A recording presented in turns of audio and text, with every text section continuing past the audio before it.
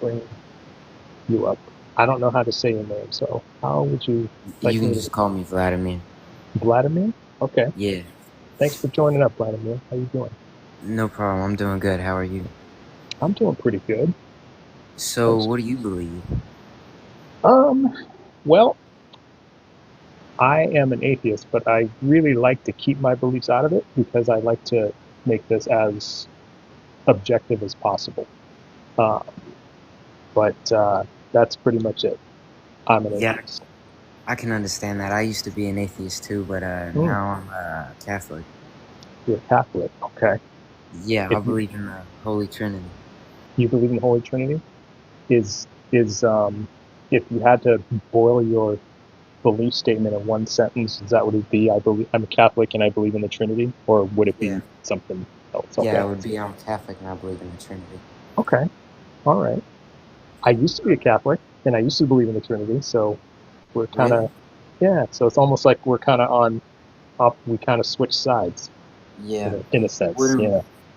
what really made me like think about God was Hmm.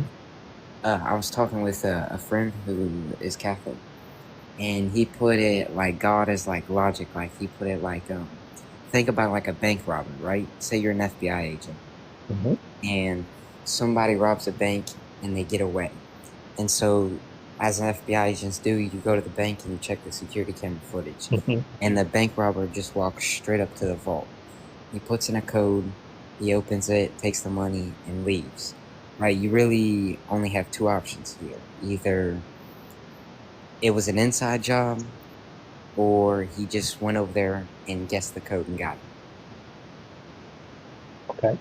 He put it to me like that, and it kind of made sense. It was the universe was either created by chance or it was designed by. It was an inside job, like it was designed by an intelligent being. Hmm. Okay. So is that your? Would you say that's your best piece of evidence that supports your faith or your belief? Well, well, I would say that supports my belief in God as a logic. As for my faith, the reason I believe the reason I believe in Christianity is Hmm. because of the Gospels. And everybody says the Gospels are anonymous, but most scholars don't agree that they were anonymous. And the reason people don't agree that they are anonymous, like Bart Eberman, I don't know how to say his name. He's an atheist. He's a New Hmm. Testament scholar, but he believes the Gospels were written by the apostles. But like we have many ancient manuscripts written by people. Hmm. The only reason we know they're written by people is because people who knew them said that they had wrote that. They claimed that they had wrote that. Okay. And so as for the apostles, early church fathers such as Polycarp um, proclaimed that John wrote his gospel, and Polycarp's disciple Irenaeus, I know that sounds weird, but that's his name. He proclaimed that John wrote the gospel too. So you have these people connected to the apostles that agree that they wrote the Hmm. um, the gospels, and in the dating of the gospels are to be finished or to be started from, I believe it's like 40 AD to 70 AD. Hmm. And so that's why I believe in the gospels, because they're connected to the apostles. Okay. And so I believe the story in them. And the apostles could have just been a part of some cult and done that, but to me, I believe they saw what they saw because they died for their beliefs.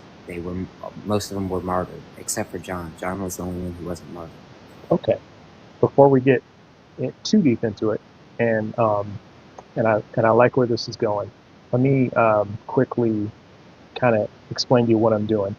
Um, so I'm doing something called spirit epistemology, which basically is I'm trying to understand what people believe, why they believe it, and how they determine to be true.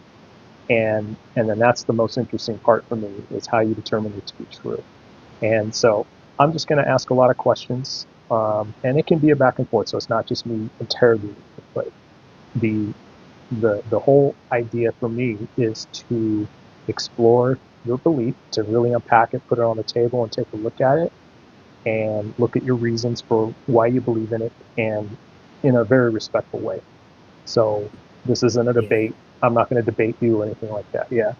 Um, and and I think that this more often than not leads to a really productive conversation.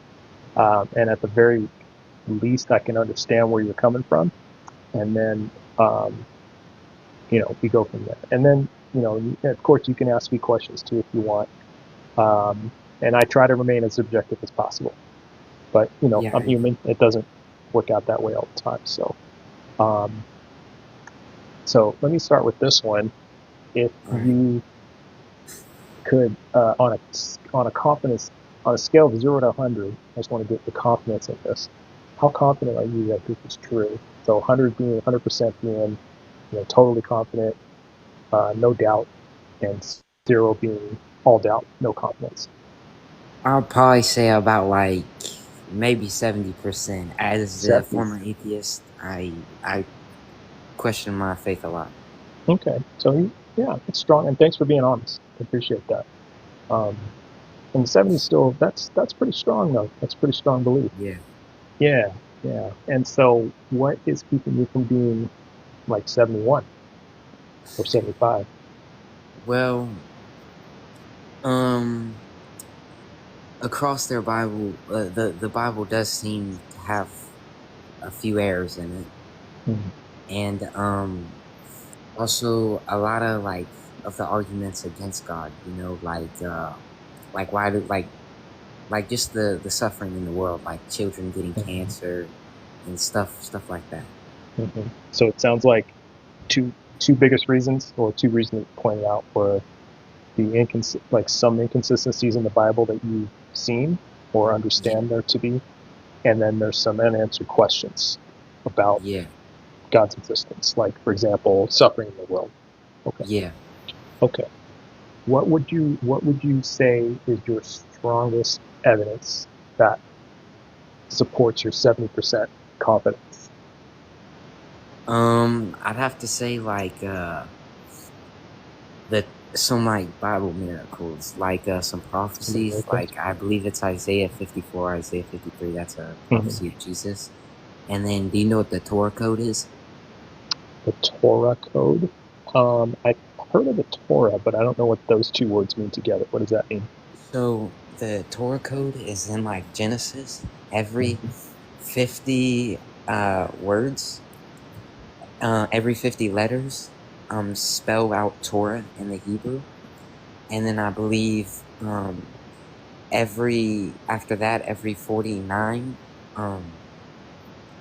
letters spell Torah. And then if you skip Leviticus, then every 48 letters spell Torah, but backwards. And it all, because both of the Torah codes point to Leviticus. In Really? Leviticus, you see in Leviticus a figure that'll come and bring salvation to the world, and Really? that's Jesus. Now, is that um, is that in the Hebrew Bible, or like, Yeah, or it's is in that the in every? Hebrew. It's Oh, in the just in the Hebrew. Hebrew? Okay. Oh, I didn't know that. That's interesting. Huh. Yeah, they're called the Torah codes. You can look them Okay. up on sometime. Okay. Yeah, I'll look that up. But okay, but in a nutshell, what's this? So that's your strongest piece of evidence, or your Well, strongest reason? I would say, yeah, like miracles of the Bible, like prophecies, the Miracles. Torah codes, and stuff like that. Okay. Okay. Now this is different from because there's miracles, but then you did say earlier there were inconsistencies. So the Yeah, so they have, but the Bible in in in your understanding contains both. yeah. So okay, okay, and all right, and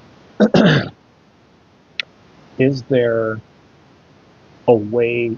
Is there, for the miracles that happened, that are supporting belief, your 70% confidence, I should say confidence, not belief, but confidence in your belief, is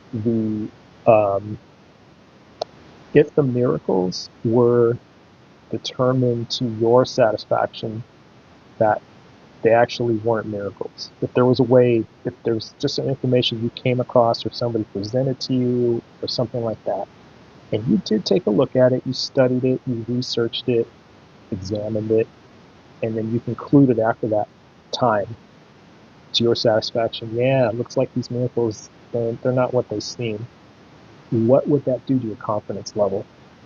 It would definitely rock it. It would definitely like rock my faith. How far do you think it would go down? Your confidence would go down? I think it would probably go down to maybe 40%. 40. Okay. So that's so the miracles as described in the Bible make up a healthy amount of your confidence. Yeah. But there's still 40. So it's not quite half. There's still 40%. So what else? What is that 40%?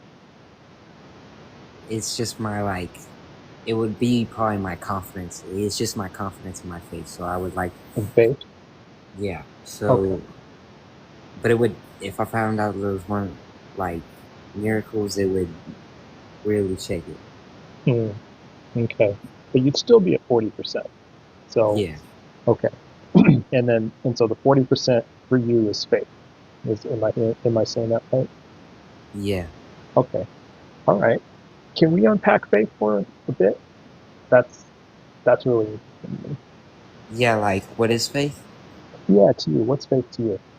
I think faith is trust in God. Like I think it's like my faith is like trust, right? Like trust in the Bible and in God. Trust in the Bible, trust in God, and that's your faith. Okay. Yeah. And can you elaborate a little bit on what trust in God means? Like trust in the Bible. I don't know how to like explain it, but like when like you pray, like you have like a even if you're a part of a different religion, you have like this trust and this being, and you're like you trust it to protect you, and you trust it to hear your prayers. You trust it. Like I don't know how to explain it. Okay. Is it when you hear something, or like, did you say a prayer? Did I hear you say that? Like, was that an example? Yeah, I gave prayer as an example. Okay. Would you say you accept it as, like, I guess, here, let me ask it this way. As far as, for your example, prayer, as far as trusting it, like what kind of prayer give me an example of a prayer that you would trust? Like, when you pray, instead like just praying the rosary, like I would prostrate, like I'd make the sign of the cross, prostrate, and then like I would like just like tell God like all my problems, like what I think, my sins, and then like you feel like a sort of comforting feel. I don't know how to explain it. You feel warmth. So it's like a feeling? Yeah. Okay. I think I'm with you on that. And so when you get that warm feeling inside, that helps you trust in the prayer, or maybe trust in God more? It helps me trust in God. Okay. It makes me feel like He's actually here. Like He's there, like He's present? Yeah. Something like that? Okay. And forgive me, I'm not trying to like put words in your mouth. I'm just trying to understand. So if I say something off, just let me know. I won't, because I'm truly trying to understand. But I don't want to like put words in your mouth at all. Okay. So it's this warm, so it's like a warm feeling you get inside when you pray. Does this feeling happen every time? No. Not every time. Like say I like sin, and then I pray, like I don't feel that warmth. I don't feel Like I don't feel God's near. I see. Okay. All right. And is it possible to have that warmth or that feeling and not pray? Um, sometimes, I'll see I'll see something real good, like somebody helping somebody, or I'll be in church and I'll watch and I'll take the you know what the Eucharist is? Mm-hmm. I'll participate Yeah. in the Eucharist. I feel the same warmth. You feel that same warmth? Okay.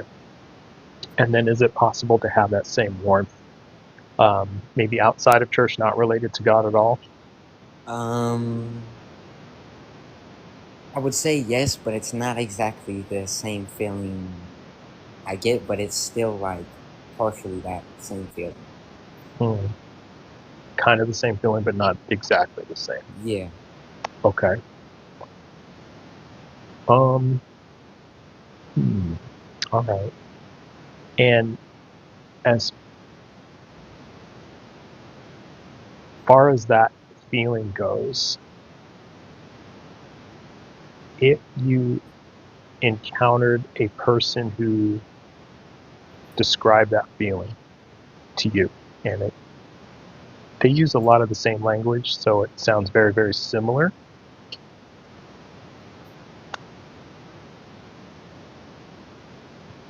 But they said it wasn't due to God. Like what would I feel then? Yeah. How could we explain that? Um, I would probably still believe that it's it comes from God, but then I would probably second guess it. Maybe it's just like a psychologic thing. I don't know, like something in the brain. Mm. Like maybe it's just like you get it when you feel like you're doing something good. Mm. Or Okay, that's an interesting thing you bring up about a psychological aspect of it. yeah. If is it possible that this feeling you get is you generating this feeling yourself? 100%. Okay, so it is you generating this feeling. So, sometimes I feel like that, yeah. Oh, I see. Sometimes you feel like that. Okay. And if how could we tell? How could we test to see if it's you generating it or if it's God generating it? I don't know, maybe I would maybe if I felt it while I was doing something bad, then maybe that would let me know that it's probably not God. Okay. Does the feeling, or does a warm feeling, um, indicate something to be true? No, not at all.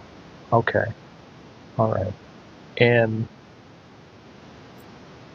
okay, because if if you found out that um, let's just say if it just turned out that you found out yet your belief wasn't true, um, would you would you do you think you'd still be able to have that feeling? Yeah, I think I would. Okay. Okay. All right. Um, and is it important for you to believe in things that are true? Yeah, Okay. I definitely don't want to follow something blind-hearted and something that's not true. Right. And you did say earlier that your confidence is not just faith, but the miracles in the Bible. Yeah. So okay. Um, and so if but then we did say so like if we took the miracles away, that would reduce your confidence, and now we're just left with faith. It sounds like. So those Yeah. are the two like strong things, and so um, Now, if because then it sounds like the miracles in the Bible comprise about 30% of your confidence. And if we can't determine the truth of something through a feeling, can we determine the truth of something through faith? I don't think so. Okay. So in that case, so if there's a belief in something that's true, and do you have evidence for your faith besides the miracles? Well, as I stated earlier, the Gospels and the Oh martyrdom yeah, you did. Yeah, that's of right. the saints and stuff, like the Yeah. apostles and the disciples. So would that be like historical evidence? Yeah, that would be empirical evidence. Empirical evidence. Okay. All right. And okay, so then I think the thing that then I would kind of ask you then um, is it an accurate confidence level of 70 if we can't determine the truth of something through faith? Because then what you're left with is the miracles and then the empirical evidence. So is it really a 70% or is it something different? I think it's 70%, but it may be lower. I'm not really sure. Yeah. Okay. And all right. That was pretty interesting because it's because I kind of got to where I wanted to be. I found out what you determined, how you got to your belief, and how do you have any questions for me? Yeah, if you don't mind, I know this is No, personal, I don't mind. but Go ahead. what is there? Like, what was the biggest thing that made you lose faith? Reading the Bible. Reading the Bible. Yeah, the more I read it,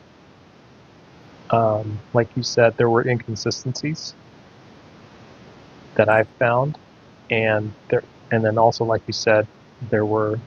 Oh, I don't know if it's exact. No, it wasn't what you said. It was what somebody else said right before you. There were questions that I was asking that I wasn't getting answers to. Yeah, I've struggled with that. Like, a lot of times when I read the Bible, I'm like, dang, bro, this cannot be true. There's no way. Mm-hmm. And then, like, I'll find something else, and I'll, like, go ask my priest, and he'll give me an answer, but it's not a real answer, It's more like just trusting God. Well, then what gets you back to, okay, it's true. I believe it. Well, what pulls you back? Well, it's like, most of the time it's prayer, right? Like, I pray, and then I feel like God's, like, really there. Like, I feel like I have a relationship with God. Like, I feel like He's real. Does that make sense? Yes, that makes sense. I understand you. I know it may sound like I'm crazy, like I got an imaginary friend. Not at all. Not at all. Doesn't sound crazy to me. And I think where I'm coming from is if I can't demonstrate it, if I can't like test it, then how can I believe it? That's where I'm at. Yeah, I've definitely felt that before. Yeah, and I see what you mean about that feeling, because I remember having that feeling, in church, in mass, praying, and then I started to have that feeling outside of mass when not praying, things like that. Yeah, I've had other feelings and just that warmth, but then, like, I've had it in other occasions, and Mm-hmm. it's like, oh, maybe it's not really that. It's just something natural, Mm-hmm. like just something causes that feeling in my brain. Mm-hmm. Yeah. And if you, let's just say you you found out that your belief wasn't true. It just, you got to a point where it was like, yeah, this just isn't true. What do you think would happen after that, as far as your life is concerned, or your daily living? Well, after that, I think it would probably like hurt me. Like I think I would like it would probably hurt, but I think after a little while, I would come to terms with it. Mm-hmm. And then what I think I would do is I think I would study other faiths, Mm. because just because mine isn't true doesn't mean every other one is false. Okay, that makes sense. That makes sense. And what if, have you considered the possibility that none of them are true? Absolutely. Mm. And what? Oh, I'm sorry. Go ahead. You go. When you really think about it, it kind of like, so like, right, the belief in God, right? Like God is up Mm-hmm. there, he controls everything. Mm-hmm. You know, if God, like I understand why God allows evil. I do understand.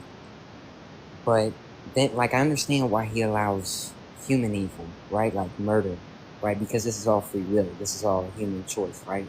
A man chooses to kill another man or delete another man, other stuff like that. Right? But I don't understand like the kids getting cancer and stuff like that. But Mm. when you think about like somebody in the heavens controlling everything, Mm-hmm. sometimes it doesn't really make sense, you know? Mm-hmm. Are there other things in life that don't make sense to you that you believe, Uh, besides anything not having to do with God? Is what I mean. no, not really. Hmm. I'm curious as to why you don't believe. Well, here, yeah. Why do you believe that, but then you hold out for this belief? Like, why I don't believe the Earth is flat, and Yeah, something like that. Yeah. um, well, I think it's because I've seen some pictures from NASA, or Okay. So you've seen evidence. yeah. Okay.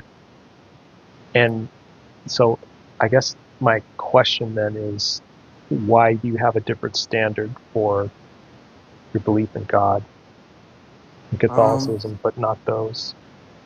I don't think I have a different standard. Mm. I think like I mean, I've been presented with all the evidence that, like, I've pretty much been presented with a lot of arguments against Mm-hmm. God, and they're like, I don't know how to explain it. Like, you can't, like, for instance, like if we talk like with science or with other stuff, you can't disprove God. You know, you can't prove God, nor can you disprove him. You know what I'm saying? Mm. So there's, Mm. do you get it? Mm-hmm. Yeah, I do. Now, on the other side of it, can you disprove leprechauns?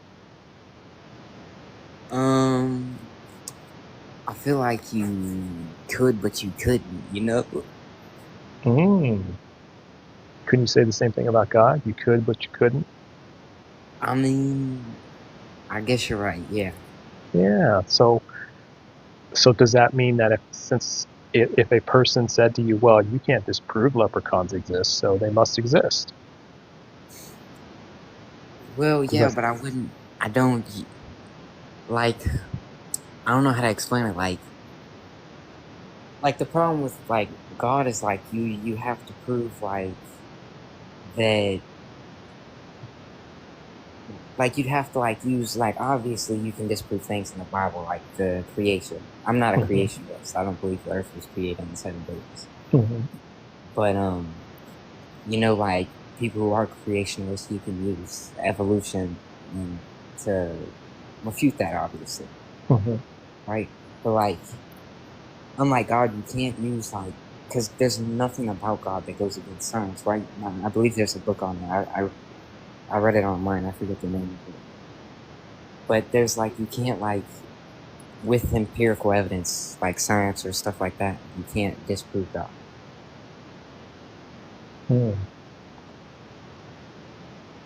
Are there other things we can't disprove in science? Yeah.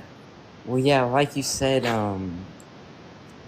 with the thing with leprechauns, but I find God to be logical and believable. Other times, I know, as I just said earlier, I'll be sitting in my room and I'll be like, man, I don't know if he's real. Kind of sounds a little crazy. And then 20 minutes later, I'll be like, nah, it's fine. But unlike leprechauns, I mean, is it really that believable that? I mean, I don't know how to say that because it's the same thing with God. I don't know how to put it. No, I see what you're saying. And all right, let me approach this a little bit of a different way, and then not so much that, but more to, because I think I'm done. I'm kind of at the end of this. But I was going to say you can ask me more questions if you want. But I'll do this one last little bit, and then you can ask me more if you want. So, nice. All right. So let me throw a little thought experiment at you. Let's say I tell you I have an e-bike and I take it to work every day. Would you believe me that I have an e-bike? Well, yeah. Okay. Now let's say I have a Lamborghini that I take to work every day. Would you believe me? It would have to be depending on what you're wearing when I'm talking to you. What I'm wearing? Yeah. Okay. So if I'm balling, then that's one thing, Vladimir. But if I'm not, then you may not believe me. Yeah. Okay. All right. Fair enough. Now let's just say I'm in my scrubs, right? So flip-flops, torn shirt, old pair of shorts, haven't shaved in a few days, and I hold up a keychain with a Lamborghini key on it. So yeah, Vladimir, this is my car. There's my key right here. Would you believe me? Probably not. Okay. And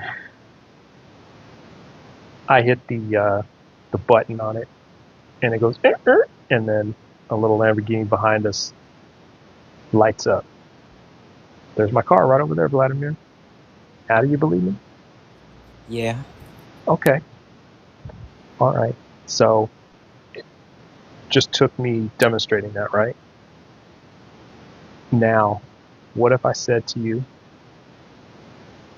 now that Lamborghini, actually, it floats 3 inches off the ground like on Star Wars. So the wheels don't even touch the ground when I drive it. Would you believe me? Well, I don't see so no and yes. Hear me out, right? Yes and no. I said you didn't have a Lamborghini, and you said you did, and then you click the button, you show me you had the Lamborghini, right? So right. You told the truth one time, so maybe you ain't lying about this one. But then again, I would probably think you're lying because I mean, so. who got a Back to the Future Lamborghini? Right. Yeah. Now, what would you say to me though, Vladimir? What would you say? I mean, you're thinking, yeah, that's your thought process. But what would you say to me if I said that to you? No, man, it hovered 3 inches off the ground when I drive it, man. You're bluffing. I'm bluffing. You're like, nah. Yeah, no. Okay. All right. So the thought experiment is, Would you now? So keep that thought experiment in mind. Would you say that me having as my claim got more extraordinary, that your level of belief decreased? Is that fair to say? So, wait, can you restate that? Yeah. The more extraordinary my claim, would it be fair to say that the less you believe me with each time my claim got more extraordinary? Yeah. Like incredible. Okay. And so would you say then that an incredible claim or an extraordinary claim requires extraordinary evidence? Absolutely. Okay. Would you consider God to be extraordinary? Yeah. All right. And so would it be reasonable then to have extraordinary evidence Yeah. to show that God exists? Okay. And that's what the whole thought experiment is about. And would you say that the writing of miracles in the Bible meets that level of extraordinary evidence based on the thought experiment we just did? I would say no, but I would also say the miracles of some of the saints. I forget the saint's name, but one saint, they're two. They're both Orthodox saints. One saint had died, and 11 months later, they had taken a photo of his room, and he appeared in the photo. And then there's another one where a saint had died, and 40 minutes after he had died, he had a big smile on his face. There are other miracles, but those are the first two that come to my mind. Okay. So there's some there's photographic evidence, and then there's eyewitness evidence. Yeah, well, there's also a picture of him smiling. Okay. What if someone gave you a picture of me riding in my Lamborghini hovering 3 inches off the ground? I'd probably think it's fake. It's faked. Interesting. Okay. Interesting. All right. And that's fair. That's fair. So what I'm curious about then is, and don't get me wrong, this is just me telling a Lamborghini story versus the Bible, okay? Yeah. So I get that. Do you have a different standard of believing something based on what it is? Like if it's God, do you have like a lower standard of believing it, or do you think you have a higher standard versus, say, me with the Lamborghini? I think, to be honest, I would say I have a lower standard for God because I am biased because of my religion. Interesting. Okay. Interesting. All right. Well, that's honest, man. I appreciate the honesty. Can I ask you one question before? Absolutely. When you lost your faith, what happened? Like, did you feel pain? Like, were you hurt, or like, what did you do?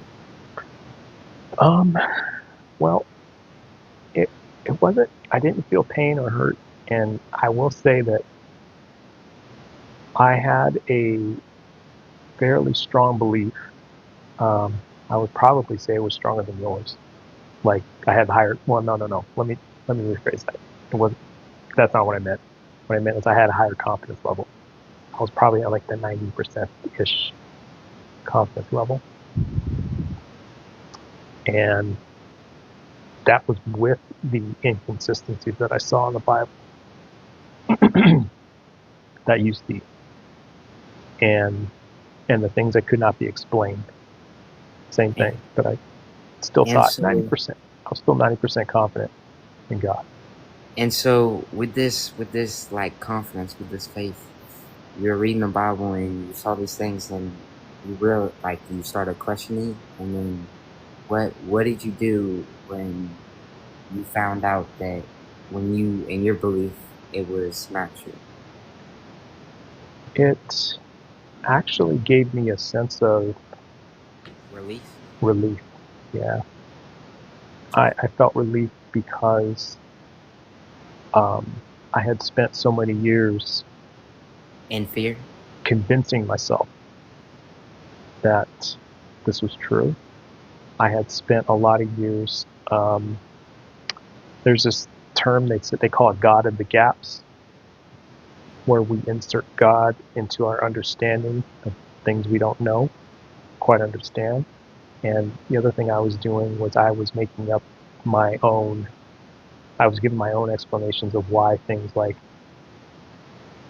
why babies get cancer, for example. Yeah. Does things like that.